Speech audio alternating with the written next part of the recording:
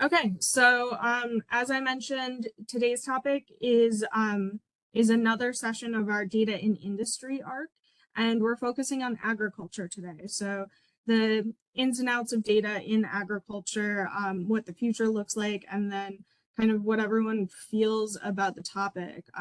This is an industry that whether we're well versed in it or not, agriculture hits every single aspect of every person's life.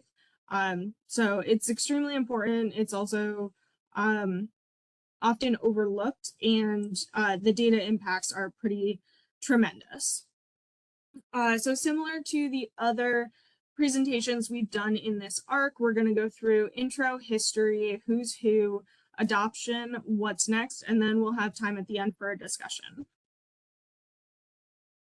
Okay, so agriculture. It's a low margin industry, so unlike other topics that we've touched on, like healthcare and finance, agriculture, for the majority of those who are in the industry, there are extremely low margins. So there are larger companies, Purdue and Monsanto, who actually has been acquired, and we'll get into that later. But these organizations, because of the scale and because of their power within the industry to lead trends and drive contracts and really throw their power around, they have pretty good margins. You know, those organizations do really well for themselves. But where you see that low margin is with mid-tier small farms, medium farms, family farms. And so they operate on a pretty thin budget. I was talking to someone in the industry the other day, and they noted that everyone that they know who owns a smaller to medium farm, they hope to simply break even. They're just looking on any given year to break even. So obviously the use of data, creating operational efficiencies, ensuring that that output is as high as it can be with the amount of space and the amount of resources that you have, it's really key. So here from ProAgrica, with the world population expected to reach more than 9 billion by the year 2050, the Food and Agriculture Organization predicts a 70% growth in agricultural output will be needed to serve the projected demand. This driving force has greatly increased the interest in utilization of data analytics in agribusiness. And so one of the reasons we see this increased interest in data in the industry is while the human population gets bigger and bigger and bigger and we need more food always, there are fewer and fewer people interested in agriculture. Okay, so the history of the agriculture industry in the United States. 1791, President Washington conducted the first agricultural survey in the United States. So Washington was a farmer himself, and on his property and on a couple other local farmers' properties, he maintained meticulous notes and data points on year-over-year crop yields, rainfall, different aspects and variables that go into the output of the farm. And then eventually it got to the point where he, through his office, conducted this survey, and this covered Pennsylvania down through Washington, D.C., and was at the time the majority of people who lived in the United States. So then he attempted to then create an agricultural department within the United States government. Congress turned it down, and so much later, 1840, the U.S. Patent Office completed the first official census of agriculture. So this is an interesting stepping point because the US Patent Office was seeing in applications coming in for different seeds, different technologies, different ways of doing agriculture that showed the increase in technology within the agriculture sector. And so they went to Congress, they asked for $1,000, which at the time was a decent amount of money. And they conducted this census of agriculture. And from that census, so that year they were able to estimate nationwide production, but they continued estimating nationwide production based on the results of that census. And similar to the current United States Census, it was done on a regular basis to ensure that those predictions were updated based on the new and growing variables. So after that, an official Department of Agriculture was established by President Lincoln, and this was meant to promote and support agricultural organizations across the United States. They called it the People's Office because it did touch on more of what the average person in the United States was experiencing than other aspects of the government at the time. And then finally, in 1905, the USDA defines the first iteration and responsibilities of what would become the Agricultural Statistics Board. And at the end, I'll be putting a bunch of links in the chat. So there's a few organizations that have stemmed from this. There's the Federal Agricultural Organization. There's the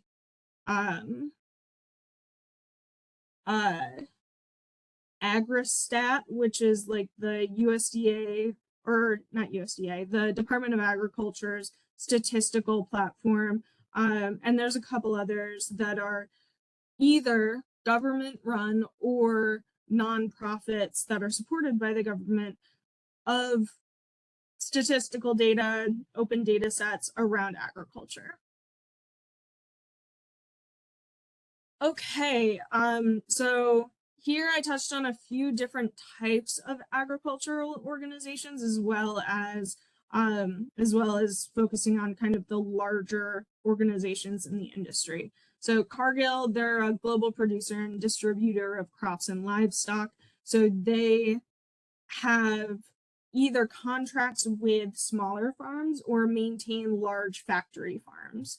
And they are the highest revenue agricultural organization in the world as of 2022. So unlike, you know, the farm across the street, they're making great margins. They have huge resources, and the result of those resources is the ability to hire people like us to do their data and to increase those margins even more. Similarly, Archer Daniels Midland, they're a global manufacturer of processed food. So they aren't doing the production of food itself, but they're taking that raw material and they're processing it into things like corn syrup mostly, but other ground grains and other like one step down processed foods. So maybe not like Cheerios, but they might make the flour and meal that General Mills uses to make Cheerios. Bayer. So this is where I wanted to talk about Monsanto. I know at least I, as a weird kid who was really interested in farming, growing, this kind of stuff, I grew up knowing the name Monsanto, and it was always not in the best of terms. And one way that that has kind of fallen out of the zeitgeist is they were acquired by Bayer. Bayer makes pharmaceuticals, they drive healthcare, they have other manufacturing and supply chain services, and they produce seeds for the majority of factory farms across the country, and really around the world. So they have patents on seeds and distribute them to their clients. And then finally, John Deere. So instead of any, any relationship to what actually happens within the agricultural business, this is an organization that supports the agricultural machinery and vehicles. So they have, tractors, planters, balers, and so that kind of hits on four very different aspects of the agricultural business. But again, we're staying at that upper echelon of those global organizations with high margins and a hand both in business and agriculture. So they're not just an agricultural organization that tries to do business. They are a corporation, a business that does agriculture. So most of the world's farmers are smallholders with farms less than 2 hectares in size. These farmers are some of the poorest. The size and low labor productivity on these farms can make it difficult for smallholders to increase their incomes and escape poverty. So this is what I was getting into on the previous slide. Not necessarily the smaller your organization, but there is a distinct line at which an agricultural organization goes from just breaking even to making those margins. And that line is difficult to reach. Okay, adoption.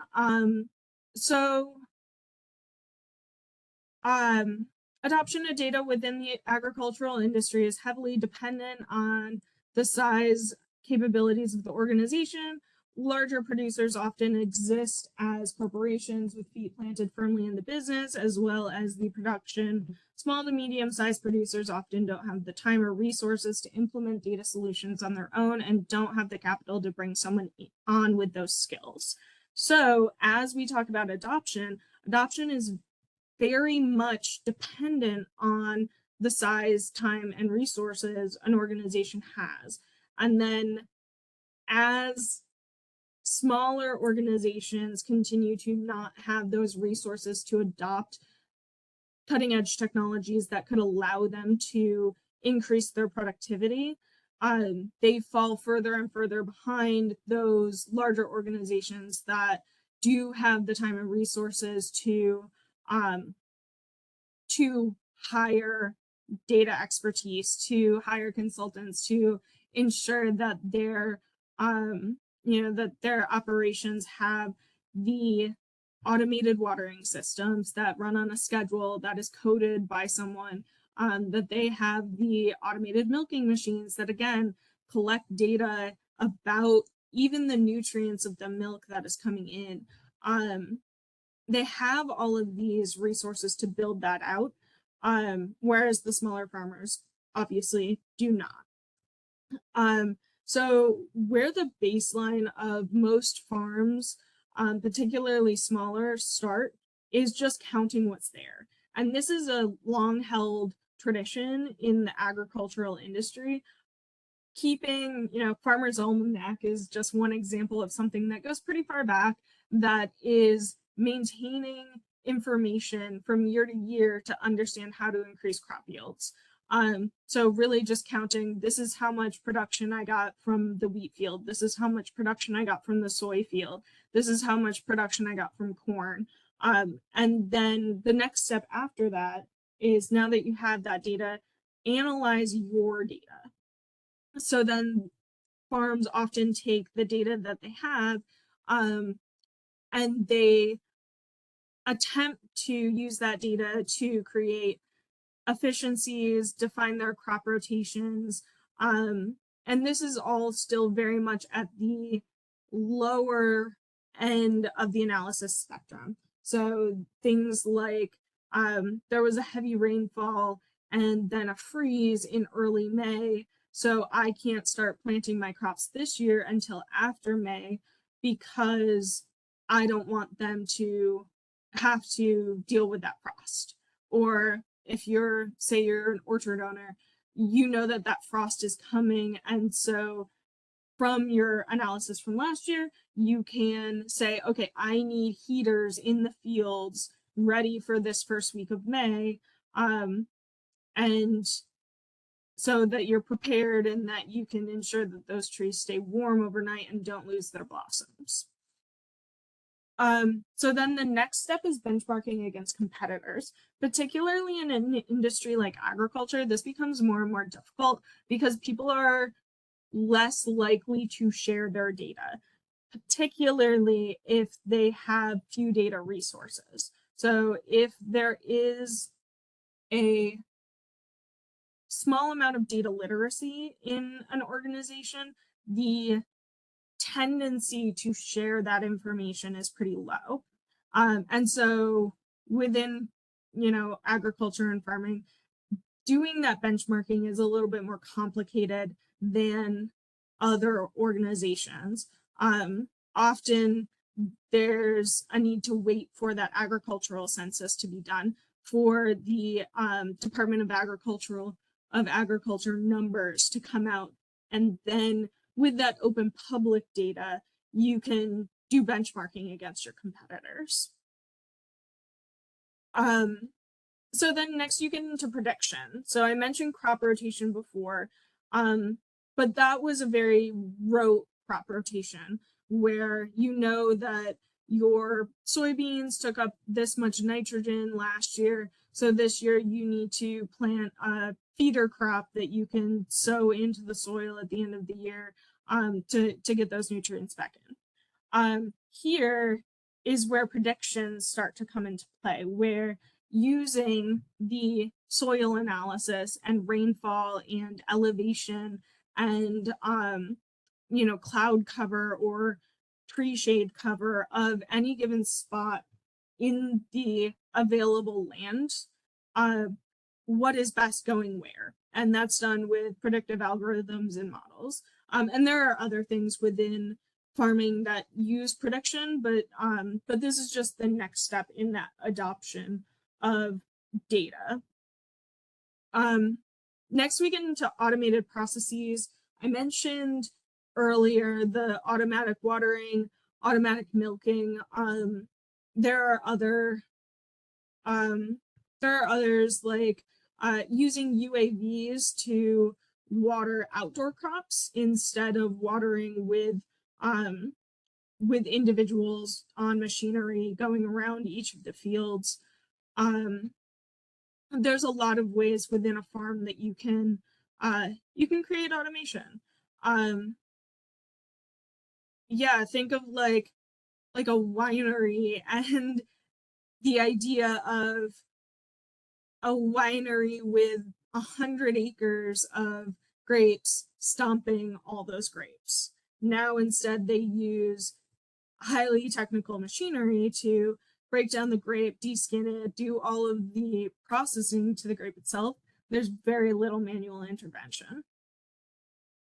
And then finally, streaming monitoring. So this is something that usually only elite upper echelon organizations within agriculture have access to, because it is one of the more cutting edge technologies and it requires a highly data mature organization. And some of the streaming things that you may have for your organization, you may have in the field IoT devices that are constantly measuring the water content and the nutrient content of your soil. Automated milking is constantly monitoring the nutrients that are being fed through that milk as they go through the tubes into the holding canisters. Anything that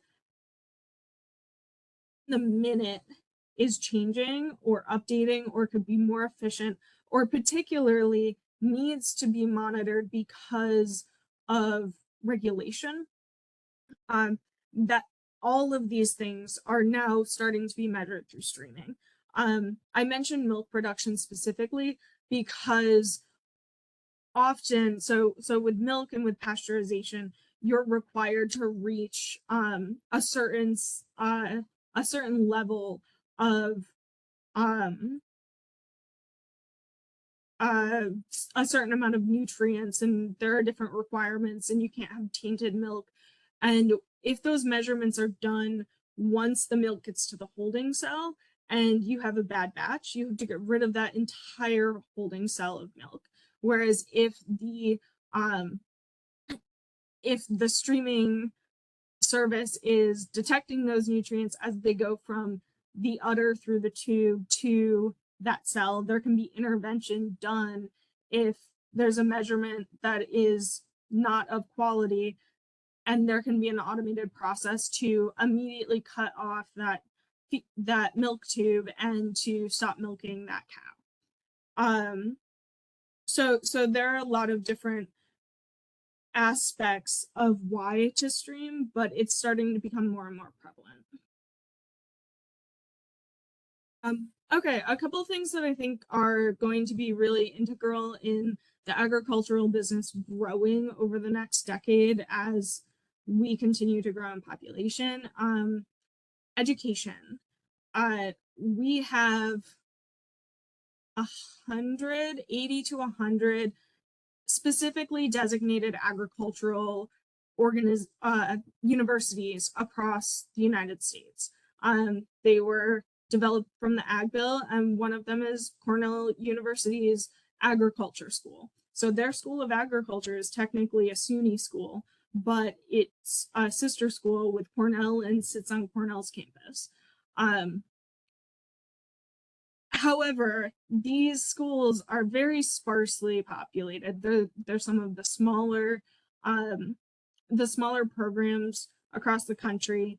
And unfortunately, between that fact and the fact that there is fewer and fewer individuals who can pass down traditional farming knowledge to the next generation, because that next generation isn't farming. There's a lot of loss of information from one generation to the next. So education is going to be necessary, particularly at the intersection of data, because especially as this generation of students want to go into agriculture and want to revitalize their family farms or work in agriculture, they're going to need both education around how to properly, operate a farm and properly grow crops or maintain livestock. They're also going to need to know all of this technology. And they grew up in a world where that technology was always there. It's a baseline for these students. Another thing that I see happening is pretty prolific UAV usage. I mentioned earlier UAV watering. One of the really cool things that has been a thing lately is UAV pollination. So there are a few organizations, one that started right here in Syracuse at the Tech Garden, that develops UAV bees effectively. They're these small hive drones that will pollinate your field for you. Because of the decrease in bee population, this has become really necessary and is saving orchards, farms from essentially going bankrupt and destitute because there's no pollination happening. There are a lot of other usages of UAV monitoring, predator, monitoring, but I think the bee one is the coolest. And then finally, waste reduction. So waste reduction is key.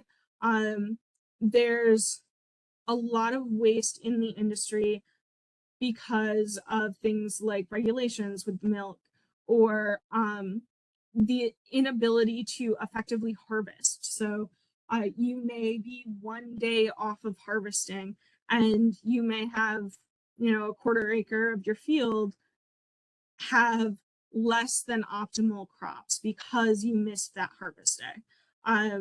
having those analytics and predictions around what to do when based on all of the variables that are available allows farmers to be more operationally efficient and reduce waste, especially again as we grow as a population.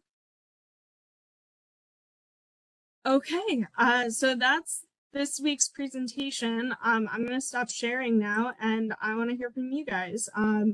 What are your thoughts about data in agriculture? What do you think about future state? Do you care? So if you were doing predictive analytics for agriculture, would you do it like by zone? How are you gonna do that?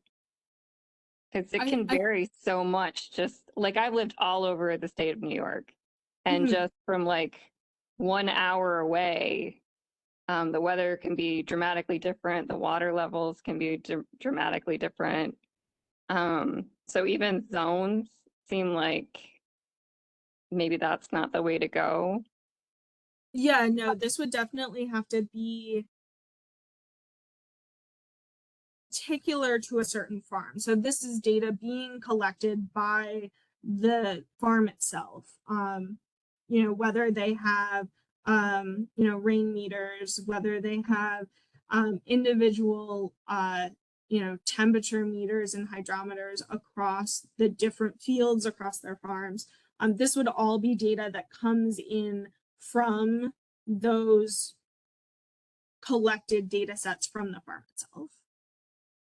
Okay, so you're expecting them to collect their own data.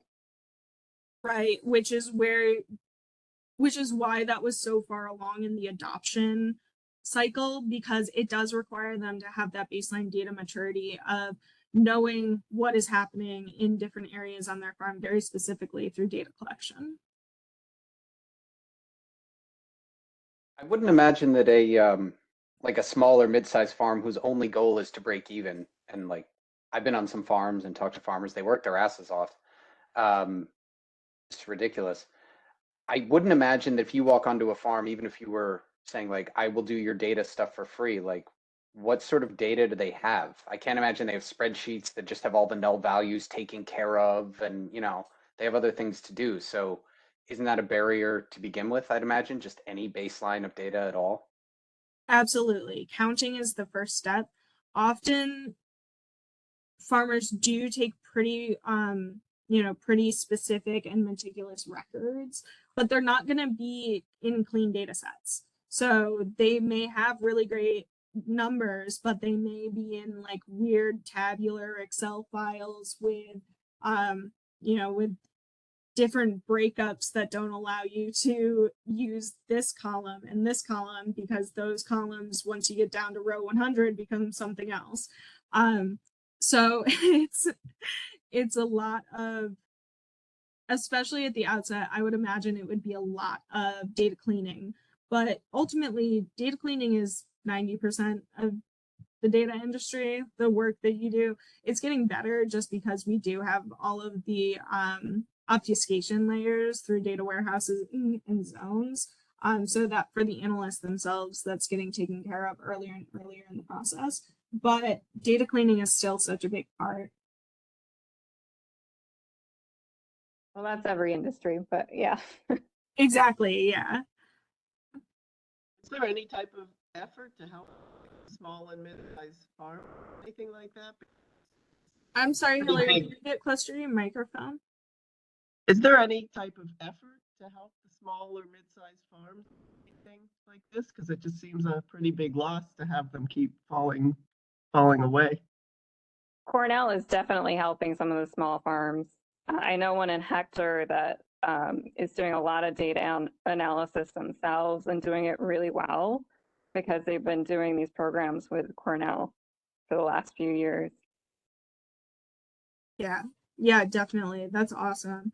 There are a lot of grants and subsidies for farmers as well.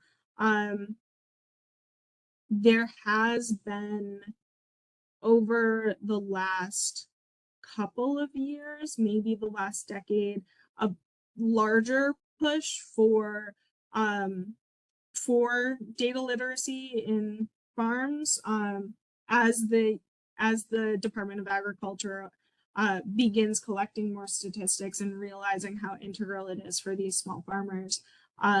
They have been doing outreach programs and grants that are focused around data, but definitely not as prolific as it could be.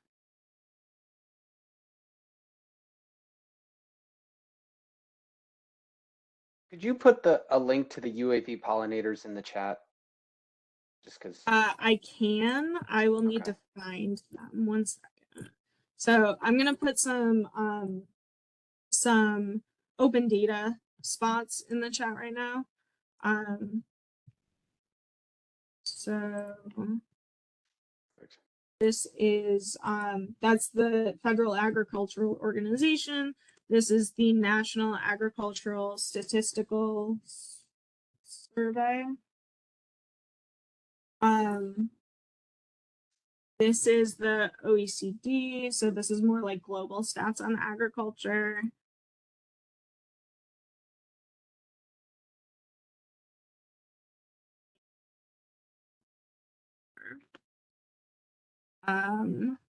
No, I don't. I have FAO stat open twice. Okay, so those are some of the like really great open data around agriculture. I don't know, what do you guys think about the future of data in agriculture? Do you see other trends potentially happening? I see it being absolutely necessary if they're going to survive, especially the small farms. Yeah, absolutely.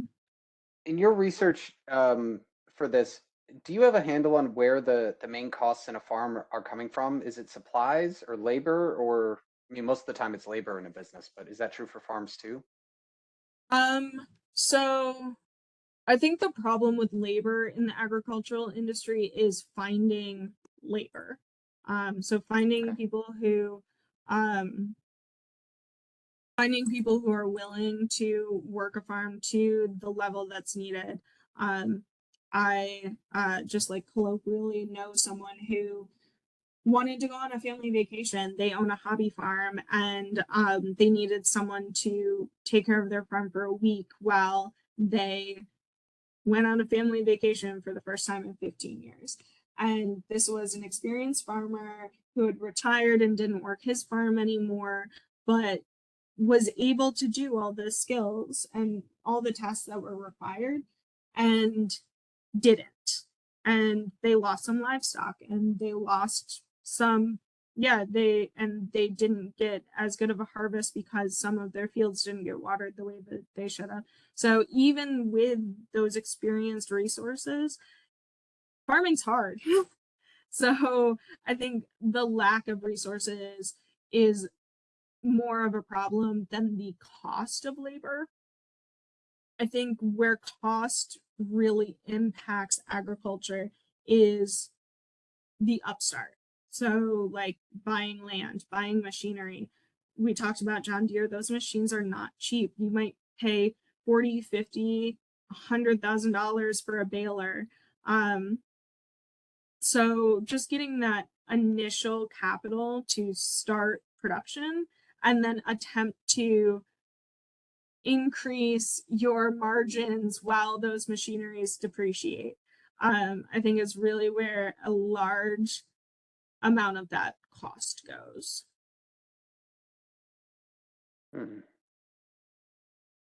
Yeah, it seems like it's such a strange thing because it's a product that everyone needs.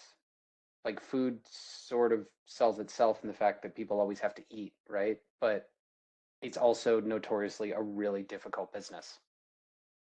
Which I don't know. Can anyone shed any light on how farmers can be making no money but make something that everyone has always needed for all time?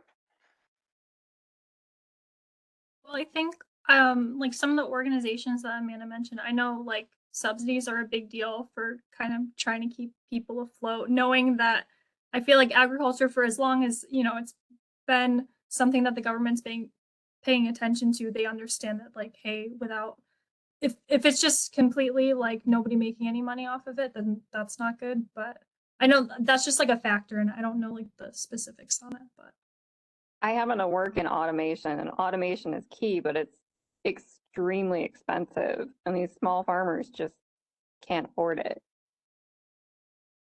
Is there any Absolutely. type of resistance to it by any farms? Because it seems to me this is kind of an industry that goes on instinct and tradition and kind of their knowledge of the land and the weather. And do they ever look at this data and go, oh, that's like nonsense, or something like that?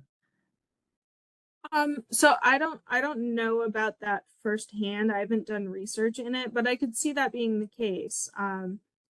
Individuals who think that the way that they've done it for years is the way it should be done, and that your data's wrong. That's the case in any industry. But could particularly be the case in agriculture because there is such a connection to the land and the knowledge. Ashley, could you, not Ashley host, other Ashley, could you talk a little bit more about your experience in automation and how that might apply here?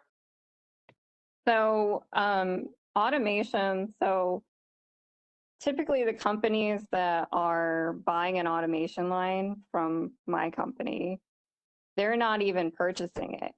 It's another company that is purchasing from them that is actually purchasing the automation line. So it's just, and then each one of these automation lines is like $1 million. So it's a huge amount of money for the robotics, for the programming of the vision systems, the control systems, all of these things. But that's how the in-between company that I'm working with actually makes money on producing whatever product it is. Deodorant containers, bottles, plastics kind of things. Contact lenses is one of them that we're working on. Things that you don't think about, but these are so much cheaper to make if you automate it. But if you did it manually, which I've also worked in the manual production, you have to pay someone to do each one of those process steps. And then each one of those process steps is done a little bit differently because it's done by a human being. And a human being has a lot more variability. They're less reliable, a lot of other factors. Where a machine, they can go a lot faster. They're very consistent. They don't break down. They don't take sick days. They don't take vacation. So there's just a lot about automation that makes it a lot cheaper. And also you've got a big company somewhere down the line that's paying the bill. That makes sense? So Yeah. with agriculture, you've got things like your water lines. So a drip system can be automated. I don't know if you guys have seen these. So you can have a non-automated system and it'll just drip constantly. But if you have an automated system, then it can get a feedback loop and it'll just water when is needed, which is really integral for these last few summers where we've had drought. So a farmer can utilize the water just when they need it. I know the farmers that I know, they keep running out of water. They're digging new wells, they're digging ponds, they're investing all kinds of money in water resources, where if they had some kind of automated system to monitor exactly how much water they needed, they might not need to do all of that. So there's a lot of waste that could be saved through automation. That makes sense? Absolutely. Very interesting. I'd imagine it's also challenging to, like, if you have a robot line making contact lenses, it's obviously in a factory, it's a controlled environment. It's completely sealed, temperature controlled, everything. Yeah. Right. The opposite of a farm in every way, essentially. Oh, absolutely. Yeah, but you can still use similar. So talking about milk production, a lot of that can be automated. The milking, the testing. I actually started out in dairy production, so I know a lot of a lot of the testing. FDA is all over dairy production. So you can have that automated and be able to control it right from the cow. Or, as Amanda mentioned, you have to wait until everything's batched together in a giant tank. And then if something went wrong, you have to dump the entire tank. So automation can save you a lot of money if you catch it at the cow versus catching it at the tank, which is the normal way if you just have a lab technician checking it manually. I would imagine another difficulty in automation, particularly in agriculture, is that when you're in a manufacturing facility, those are remote and there often are dirt roads, and getting large machinery into a farming facility, I imagine, is much more difficult than setting up an Amazon warehouse.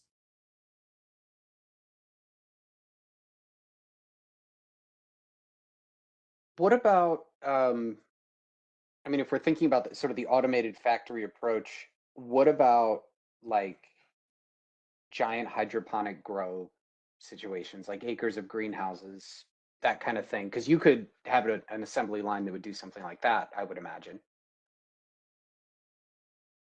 Yeah, definitely. And there are some, even here in upstate New York, there are some pretty large hydroponic, underground solar fields. And I think there's benefits and detriments to that as well, though, because everything in that has to be automated. There's no option to manually do anything because you need to ensure that your lights are on a regular schedule that mimics exactly the type of schedule that given plant needs and naturally gets from the sun. You need to make sure that their water is clean constantly. One interesting thing is like, oh, I can't remember what it's called, but when you combine a fishery and a hydroponic solution, so you have the fish that are the production of the fishery, they are essentially cleaning the water for and circulating and introducing oxygen to the water for the plants. So it's kind of a codependent relationship. So that's interesting. But yeah, I think there's pros and cons. I think like on that note, at least for like indoor ag settings, it's like some of the same like challenges like you would see with like pest management. Like you have kind of like some similar problems. Like Amanda said, obviously you'd be like in charge of like kind of the atmospheric conditions and like false sun and stuff like that. But still like pest management, still like labor issues, there's still some like underlying kind of similar issues that would come up if it was like indoor or outdoor. And then I think with that and with all technology that's being introduced into agriculture, there has to be that consideration of the environment you're introducing things into, because agriculture requires that the environment is able to maintain itself so that you can continue growing things year after year.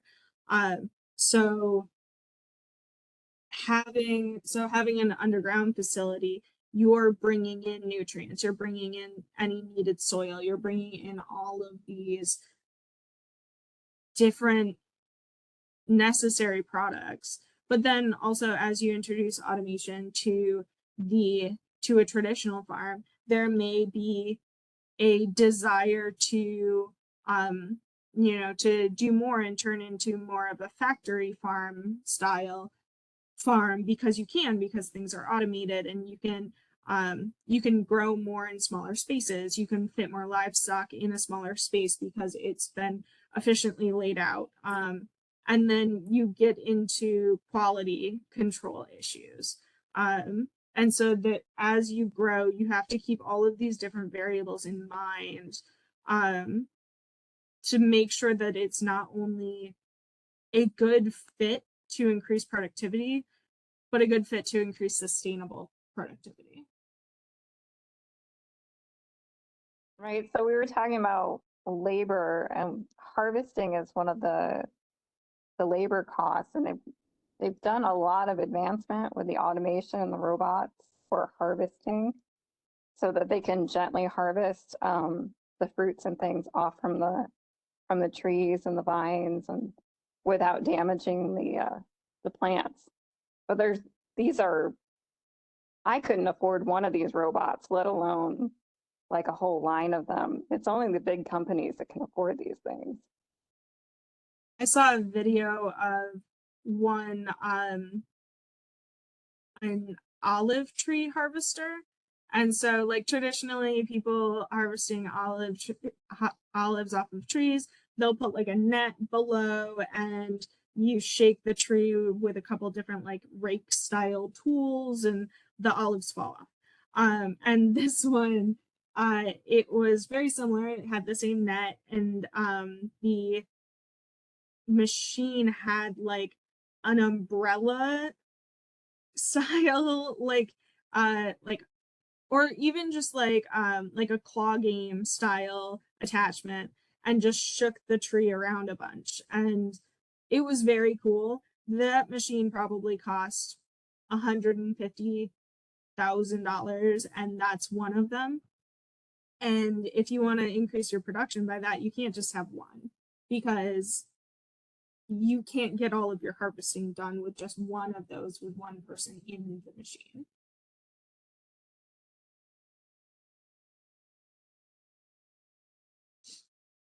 I must say, it seems like a pretty dire picture for these mid and small size people. It seems like they're just going to continue to be eaten up by the big players. Like, why would anyone go into this? It's a labor of love. I mean, the people that do it's because they love it. I don't think it's because they want to make big money.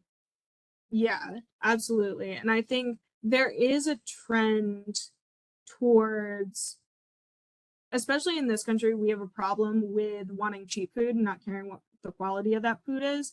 And so that's why these bigger players have been able to swallow up the market, is because we want food that is cheaper, and there's more of us, we want it right now, and those larger companies can do that, and there's less concern about the quality. I think there's a trend here and around the world of having more quality food and being willing to pay more for it, and being wanting to maybe not have meat every single night, because on Friday you're making this really great pot roast that you got from the butcher that got it directly from the farmer. You went to the farmer's market and they butcher their own cows, and so you were able to get that straight from the source. But unfortunately, I think that's what has contributed a lot to the downfall of the small to mid-sized farmer, is the lack of concern around quality. It's also, if it's a labor of love, that's someone that loves it will do it all day, but and will do a great job. But if that person goes away over the generations and someone comes in who doesn't love it as much, like, the one nice thing about, if the industry made money, you would get more people in it just because they want to make money, and you wouldn't require this, like, and it's a beautiful thing, the land, the whole thing, but I'm sure we've all heard stories of the the 6th generation family farm and the 7th generation moved away and they don't want to do that anymore. Right. Amanda mentioned legacy knowledge, and this is true of manufacturing too. There are a lot of industries that are suffering right now because legacy knowledge is being lost. It's not being passed down to anyone. Farmers, machinists, a lot of different industries where there's no one to pick up that knowledge if somebody walks away. Yeah. So, sorry, go ahead. I was just thinking. Okay. So it's 8 o'clock. Happy to stay on longer if people want to chat. But feel free to drop. Just to touch back on some of our announcements, the May Data Challenge is in the chat. All of our links to our different socials are in the chat. I did put here as well. I don't know from a quick Google search if this is the company that I'm specifically thinking of out of the Tech Garden, but Drone DJ is a producer of drone pollinators. So that's becoming a bigger and bigger trend, especially as we lose bees. And we will be setting up probably 1 or 2 sessions for June. I think we're aiming to have a speaker session. So if people are interested in different topics, feel free to reach out through our LinkedIn, through Meetup, whatever. And we'll kind of come up with a short list of topics and try to find some speakers for that. And I think next we're doing supply chain. So we'll see how data impacts the supply chain, particularly around e-commerce. Cool. All right, Cool. thank you. Thank you, everyone. Is there a recording of data and finance? I had missed that one and Lori, there is. I didn't post it yet. I'm sorry. I'm very no. slow with that. I should have it up like sometime this week though. Okay, no hurry. Just wanted to make sure I didn't miss it. Thanks. Thank you. I appreciate listening to this. Absolutely. Thank you for joining. Oh, thanks, Ashley and Amanda. I have to hop off, but a pleasure as always. And we'll look forward to the Absolutely. next one. Cool. See you then. Thanks. Thank you. It's very interesting.